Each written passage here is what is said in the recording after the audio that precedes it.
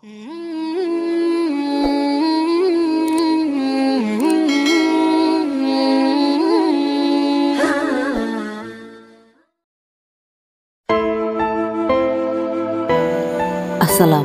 warahmatullahi wabarakatuh. Bismillahirrahmanirrahim. Alhamdulillahi wahdah, wassalatu wassalamu ala rasulillah. Sahabat bidadari surga rahimakumullah. Siapakah Nafisah binti Al-Hasan, muslimah yang menyolatkan jenazah Imam Syafi'i? Nafisah binti Al-Hasan merupakan salah satu cucu cicit Nabi Muhammad SAW yang terkenal wanita soleha, zuhud dan cerdas. Nafisah memiliki gelar yang disematkan padanya sebagai Nafisah al-Ilmi. Gelar ini diberikan karena keilmuan, kecerdasan, pengetahuannya dalam melakukan istinbat atau pengungkapan hukum-hukum fikih dan kepiawaiannya dalam mengambil manfaat ilmu. Beliau adalah cucu cicit Rasulullah SAW, seorang wanita yang ahli ibadah, zuhud, taat kepada Allah, serta mudah dikabulkan doa-doanya, tekun dalam beribadah, hingga Allah Subhanahu wa Ta'ala memberikan padanya banyak kemuliaan. Beliau adalah wanita soleha, putri dari Al-Hasan bin Zaid bin Hasan bin Ali bin Abi Thalib. Kecerdasan Nafisah binti Al-Hasan nampak semenjak ia masih kanak-kanak. Dalam kitab Abna an-Nabi wa Ahfaduhu yang ditulis Syekh Abdul Mun'im Al-Hashimi, diriwayatkan bahwa Nafisah yang mulai bisa membaca dan menulis umur 7 tahun sudah mampu menghafal Al-Quran secara sempurna pada usia yang relatif muda belia, sekitar 8 atau 9 tahun. Orang-orang banyak mendatangi Nafisah untuk mendengarkan fatwa-fatwanya tentang sirah an-nabawi, sejarah Nabi Muhammad SAW. Sebab itulah beliau layak mendapatkan gelar Nafisah al-Ilmi.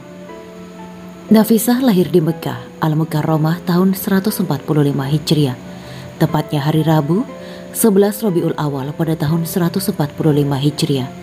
Tentu saja Nafisah membawa banyak ilmu di kepala dan di kolbunya, karena ia memperoleh pendidikan ilmu pertama dari keluarganya yang langsung keturunan Rasulullah SAW.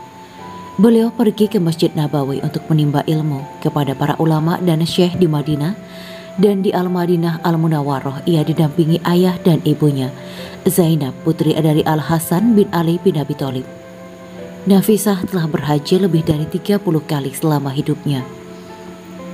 Nafisah menikah dengan Ishaq al-Mu'tamin, putra dari Ja'far as-Shadiq radhiyallahu anhu, di bulan Rajab 161 Hijriah. Dengan pernikahan tersebut terkumpullah cahaya Al-Hasan dan Al-Husain, karena kakek dari Nafisah adalah Al-Hasan, sedangkan kakeknya Ishaq al-Mu'tamin adalah Al-Husain radhiyallahu anhuma. Nafisah adalah wanita yang gemar berpuasa, beriktikaf atau menetap di masjid, dan selalu taat kepada Allah Subhanahu wa Ta'ala. Bagi Nafisah, akhirat selalu berada di hadapan matanya. Ilmunya tidak digunakan untuk mencari materi keduniaan. Beliau banyak melaksanakan sholat malam atau tahajud dan membaca Al-Quran hingga ratusan kali. Zainab, keponakannya yang biasa membantu pekerjaan rumah Nafisah, menceritakan tentang kondisi Nafisah. Aku melayani bibiku Sayyidah Nafisah selama 40 tahun. Aku tidak pernah melihatnya tidur di malam hari, dan tidak melihatnya tak berpuasa kecuali pada hari Id dan Tasyrik. Hingga aku bertanya kepadanya, apakah kamu tidak mengasihani dirimu sendiri? Bibiku Nafisah menjawab, bagaimana aku mengasihani diriku? Padahal di depanku ada jurang yang tidak bisa melewatinya kecuali orang-orang yang beruntung. Zainab juga mengatakan, bibiku hafal Al-Quran dan menafsirkannya. Ia biasa membaca Al-Quran dan menangis. Dikisahkan bahwa 5 tahun sebelum Imam Asy-Syafi'i datang ke Kairo, Mesir, Nafisah sudah berada di kota itu pada tanggal 26 Ramadan 193 Hijriah. Penduduk Mesir menyambutnya dengan takbir dan tahlil. Mereka menyambutnya dan menimba ilmu darinya hingga waktunya menjadi penuh. Hampir-hampir menghalanginya dari kebiasaan ibadah yang dilakukannya. Hingga suatu hari, ia keluar menemui orang-orang. Aku sebenarnya telah berkeinginan untuk tinggal di tempat kalian ini. Namun aku adalah seorang wanita yang lemah. orang-orang sangat banyak berdatangan ke tempatku, sehingga menyibukkanku dari zikir-zikir dan bekal akhiratku. Karena itu kerinduanku untuk kembali ke kota Madinah menjadi bertambah. Manusia bersedih dan mencegahnya untuk pergi. Penduduk seluruh kota berkumpul meminta pada suaminya agar tetap tinggal di antara mereka. Sampai akhirnya pemimpin kota Kairo, Asy'ari bin Al-Hakam bin Yusuf, memberikan sebuah rumah yang luas kepada Nafisah. Kemudian membatasi 2 hari dalam sepekan untuk waktu berkunjung orang-orang pada Nafisah dalam rangka menuntut ilmu dan meminta nasihat. Untuk hari yang lain, ia gunakan untuk beribadah kepada Allah. Nafisah menerima usulan pemimpin Mesir. Ia pun ridho dan tetap tinggal di Mesir.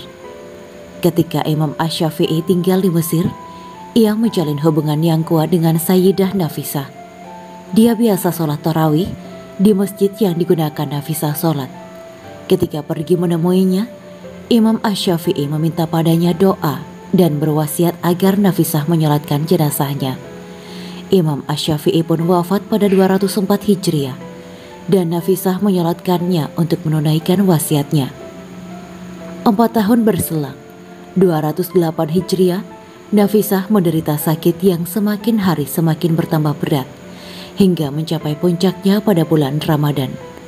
Ketika Nafisah beristirahat dan membaca dengan khusyuk surat Al-An'am, lalu sampai pada firman Allah yaitu surat Al-An'am ayat 127, ia pun tak sadarkan diri.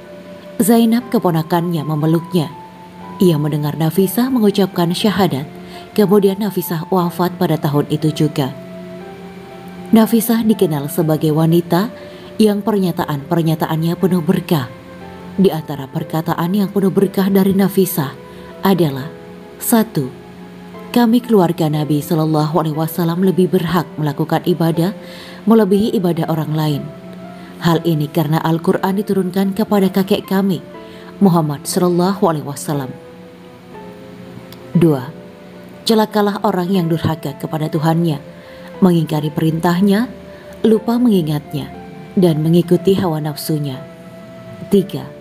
Ketaatan adalah inti keimanan, ibadah sebagai jasatnya, zuhud sebagai pakaiannya, kejujuran sebagai hujahnya, ikhlas sebagai kebahagiaannya, dan memaafkan orang yang berbuat keburukan lebih baik dan lebih bagus bagi orang mukmin.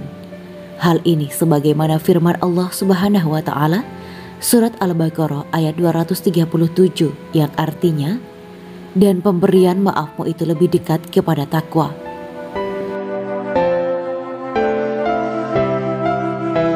Demikianlah kisah Islami Bidadari Surga pada hari ini. Jangan lupa like, share, dan tinggalkan komentarnya agar kami semakin bersemangat dalam membuat konten yang lebih baik lagi dan dapat diambil ilmunya. Semoga bermanfaat dan menjadi amal jariah kita semua.